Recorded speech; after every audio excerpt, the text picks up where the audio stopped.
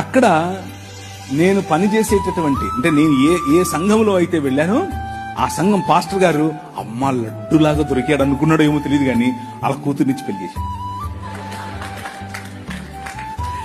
నిజంగానే ఆయనకు నేను లడ్డూగా దొరికానో లేదో తెలియదు కానీ నాకు మాత్రం నా భార్య లడ్డూగానే దొరికింది.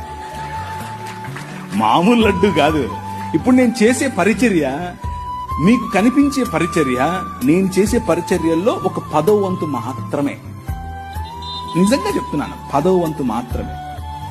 చర్చ్ ప్లాంటింగ్ కానివ్వండి, రోడ్డు మీద పడుండే వాళ్ళని తీసుకొచ్చుకోవడం కానివ్వండి, పిల్లలను పెంచడం కానివ్వండి, డిసైపుల్షిప్ ట్రైనింగ్ కానివ్వండి, బైబిల్ కాలేజెస్ కానివ్వండి, బిజినెస్ అడ్మిషన్ అనే పరిచర్య కానివ్వండి, వ్యాపారాలు స్థాపించే పరిచర్య కానివ్వండి, పొలిటీషియన్స్ గా ప్రజలను రిలీజ్ చేసే పరిచర్య కానివ్వండి, ఇలాంటి పరిచర్యలు అనేకమైన పరిచర్యల్లో నా భార్య నా ముందు నాకు వెనక్కుండి నడిపిస్తాయి.